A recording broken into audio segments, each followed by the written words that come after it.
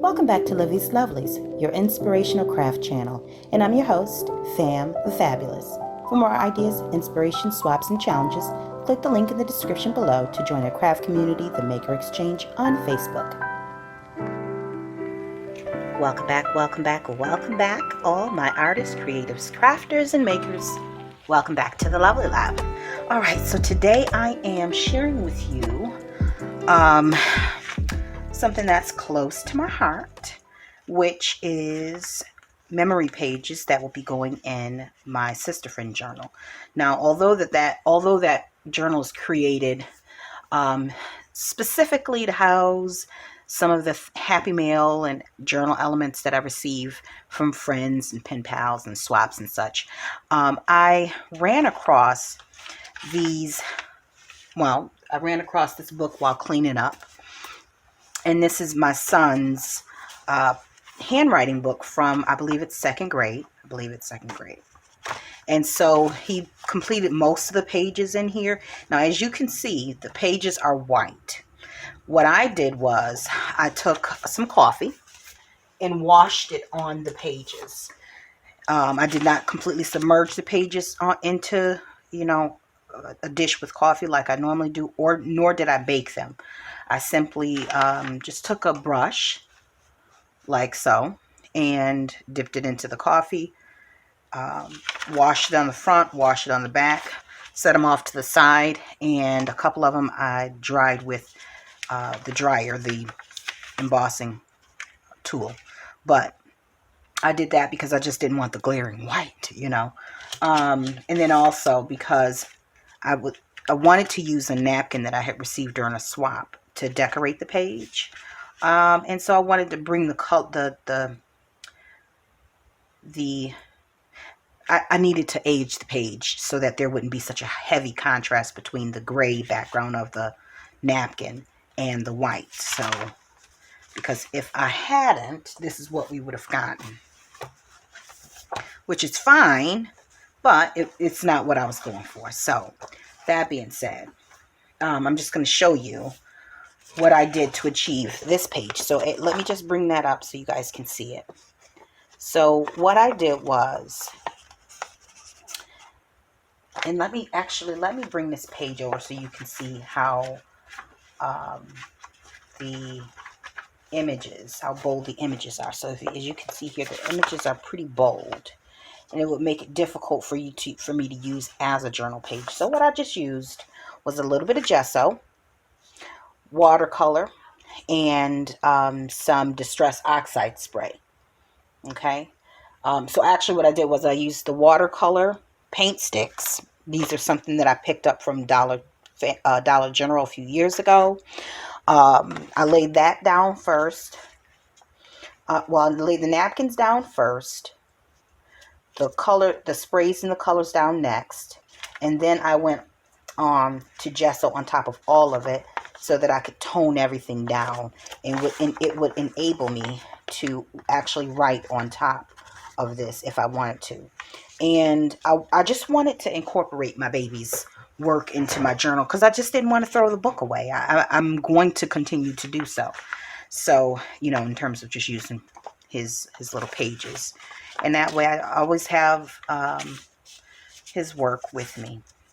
So now and that's what I call a memory page. So if you have, maybe some of your kids' sketches or artwork or, classwork from when they were younger or something like that, or maybe some other papers or pages or documents, that aren't like sensitive, you can use those as well and incorporate them into your journal. It doesn't always just have to be papers, that we use for scrapbooking and such. So I'm going to go ahead, and before I actually get started, I just want to thank everyone who's watching right now. If you're new to the channel and this is something that you find interesting, I would encourage you to go ahead and hit the subscribe button, and do not forget to hit the notification bell so that videos like this will continue popping up in your feed. And then for those who are returning subscribers, I thank you for being community builders, for your feedback, your comments, and your words of encouragement. It inspires me to continue providing the content that I do, and it's also a blessing to my soul, Now, Let's see. First thing I want to do is lay down. Well, let me figure out which one of these I want to use. I think I want to use the one with his writing on it. Yep, that's what I want to do. I'll put these off to the side.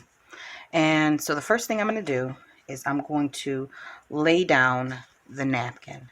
So I have just enough for, actually what I'm going to do is I'm actually going to put this in the middle like that.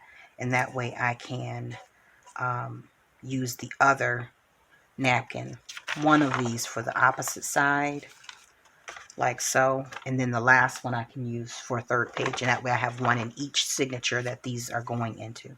So we'll do that like that. And with these, because I wanted to, I did not want a shine. I'm not using my typical, what do I normally use? My typical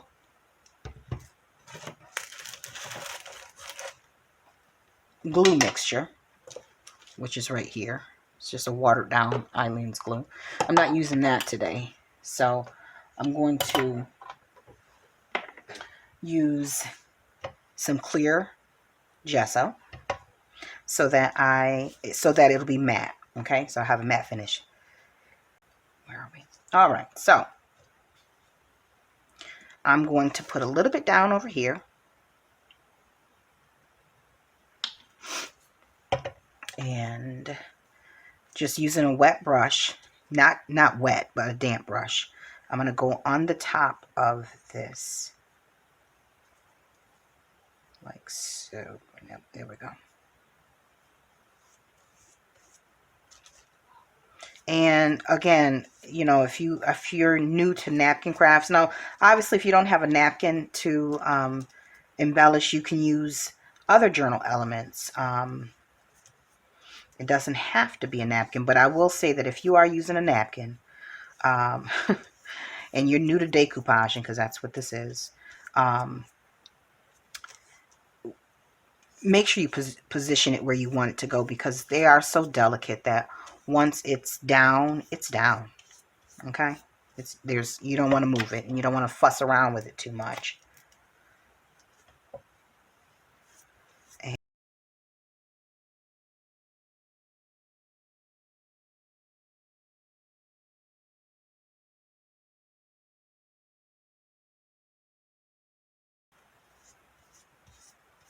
And I'm just going to do one of the pages on camera, and then the rest I'll continue doing on my own time. This is really just to bring you along on this part of the journey so that you'll have an idea of what you can do to add some pages of sentimental value to your journal as well.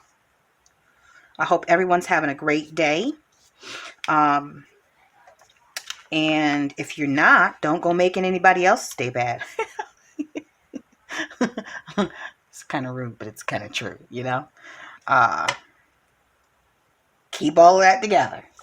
Now, I'll be right back. You know, actually, let me hit that one more time under here. Get that locked in place, and a little bit right here. All right, I'll be right back once I dry these. Yeah. Okay, so now that we have that relatively dry, let me put that over there, and we can go on ahead and put some color down. Now be careful. Be very careful. I think what I want to do first is the watercolor so that the spray can sit on top of it wherever it may land. Plus, we all know that the oxides don't,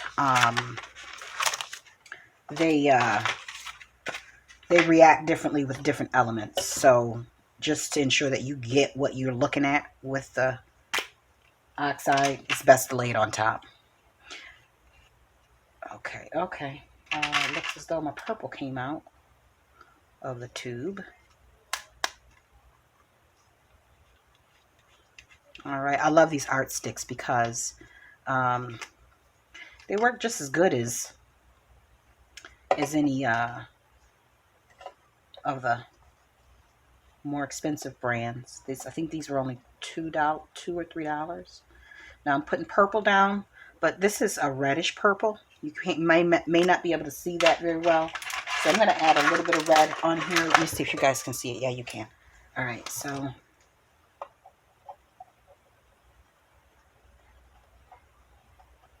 and this Tim Holtz mat makes work like this type of thing kind of easy, really easy. Now I'm just spritzing that with some water so it can begin to dissolve. And then I'm going to grab my paintbrush.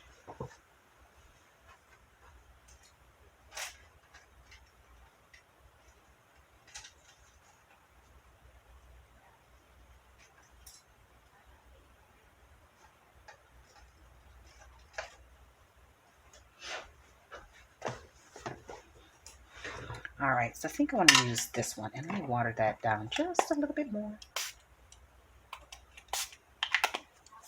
I may need to add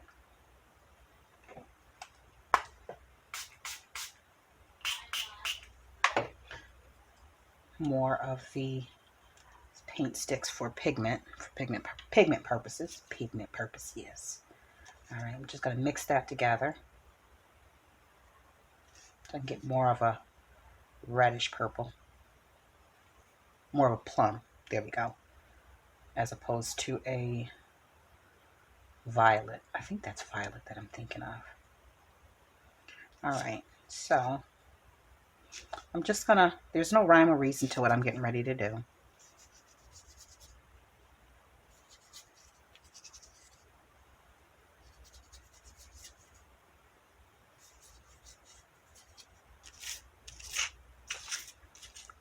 Just adding some additional color here and there. And the good thing about the clear gesso is that it puts a little layer of protection on top of the napkin.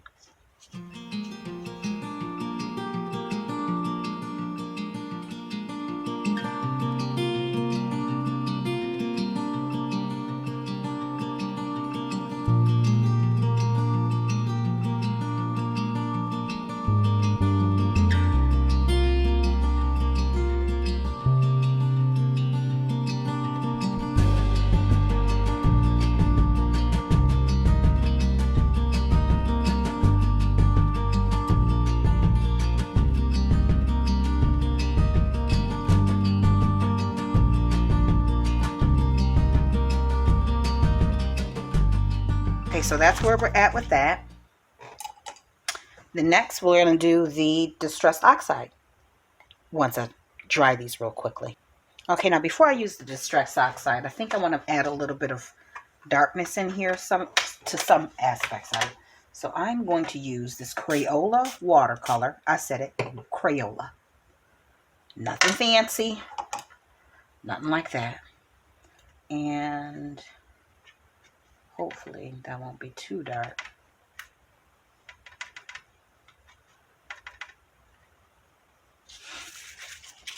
Do one at a time here.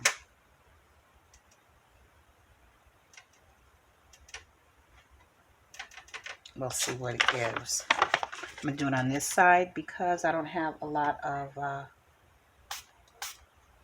don't have any napkin on this side, so let me see just how dark we're going to go here.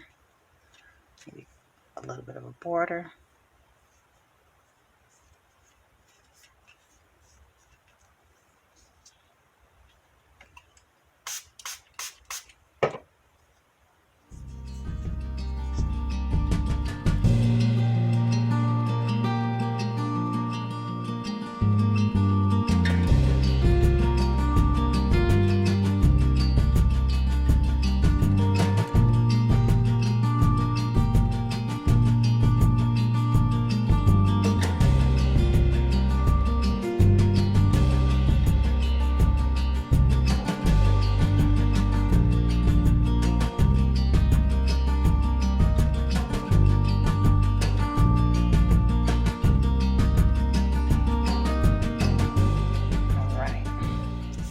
And then we'll move on to the Tim Holtz spray. Now, You can also use, you know, if you don't have inks and all that other stuff, listen, get yourself some acrylic paints. They're 50 cents at the store, and most of us already have it from some other projects that we've worked on and so on and so forth.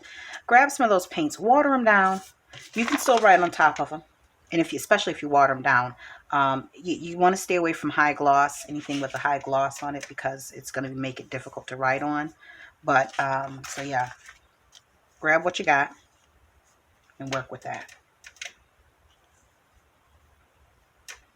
You know, I've tried food coloring, markers, dropping the ink, the little foam thing into a little small, what do you call it? A small little cup of water. I think I've seen people use it with like alcohol for like to make alcohol inks. Nevertheless, get creative, be inspired. You'd be surprised what you can get. All right, let me dry this. I'll be right back. All is drying, my lord. Okay, so those are dry. I love the sound of that crinkly paper due to the what do you call it? Due to the coffee. What do you want to call it? Coffee wash. I'm not coffee dye. I'm just protecting the area surrounding my these papers. All right, because the spray, though, it's pretty fine, and find yourself in a bit of a pickle trying to clean all of that up. Okay, so I'm just using this Holtz tumbled glass oxide spray, and I'm just making sure that the nozzle is clear. All right, so I'm going to spray a couple of spritz on this side. Ugh. All right, let me flip that over. Well, before I flip that over, let me do the same to the opposite side. And I don't mind the splotches. Perfectly fine with it. All right, I'm going to dry that, and I'll be right back.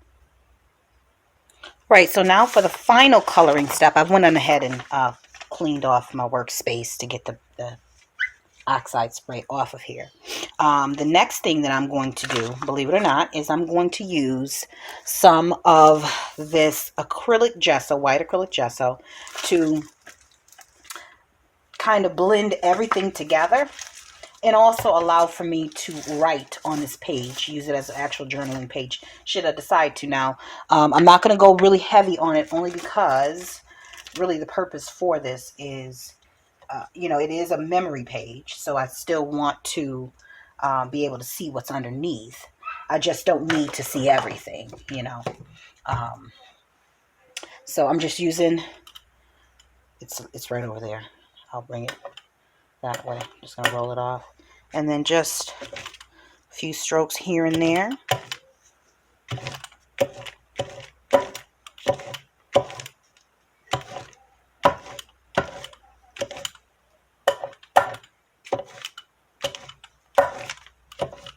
And it tones down. This will also help tone down any areas that have, you know, maybe more paint than you care to have.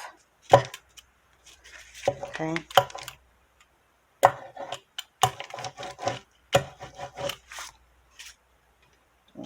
But keep in mind, just so you know, it will mute your actual napkin print if you choose to go over that. So, you know, you're just gonna kind of have to decide how you want it. All right, so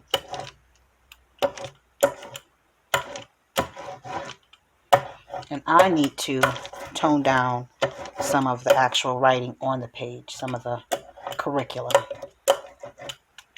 So I'm going over like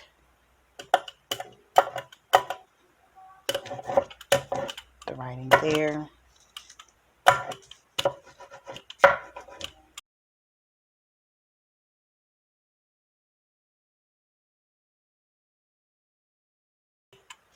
Now, if you don't have a roller, You can also use a paintbrush, but just, well, actually, if you don't have a roller, you can take a paintbrush on something that's a non-porous surface, put a little bit of gesso or watered down acrylic paint onto that surface, you know, mix it obviously, and then take your paintbrush and scatter it on there. Make it very thin, and then dip your paper on top of that. I'm gonna need a little bit more for the opposite side, or for the next one.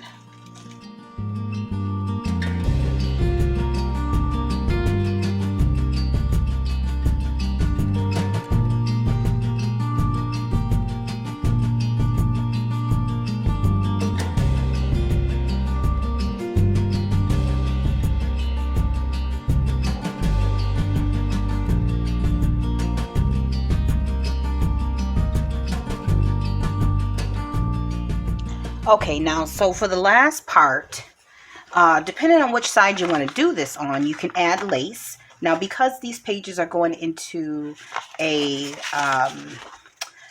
signature that is taller than the actual page, I can put lace at the top and bottom. You know, you just keep it in mind where your pages are going. If your pages are shorter than your signature, you know, once you fold them in half, if it's going to be shorter than the rest of your signatures or your pages in your signatures, you can put it along the side. This one is as wide as the rest of them, so I'm going to go ahead and put it at the top. Now, I'm also not going to put it on this side because I like this side better. And I want to be able to see that which I've already put down. So I'm actually going to put it on the other side, and you'll be able to see it from this side. So I'm just using some lace that I have on hand. This is actually vintage lace, I believe. It was given to me by a good friend a few years back. So let me just cut that, make the most of my Happy Mail. This came in Happy Mail as well. So I'm going to put this over, and then I'm going to run a line of glue. If I can get the glue to come out. Okay, here we go. All right. Just running a line of glue here. And then I'll likely sew this in place at another point. But for now, the top and bottom will have lace on it. And just being mindful of where exactly I am placing this so that I can do the same on the bottom.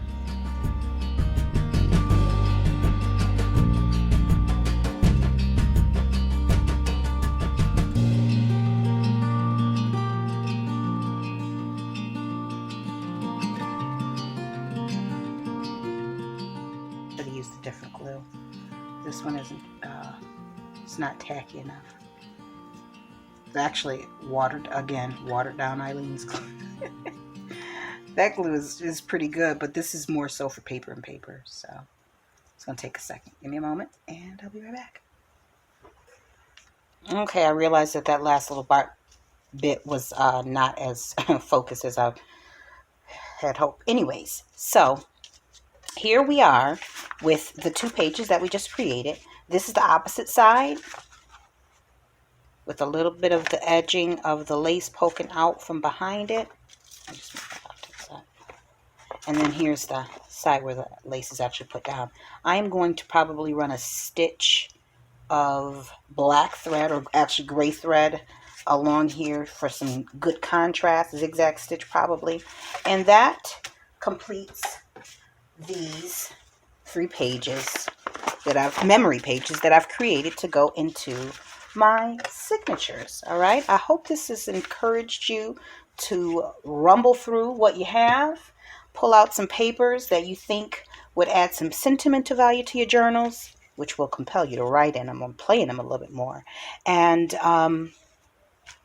yeah, I hope you have been inspired by this video. If so, go ahead and give the video a thumbs up. And again, if you are still here and you are not already a subscriber, I don't know what you're waiting on. Now's the time. No time like the present.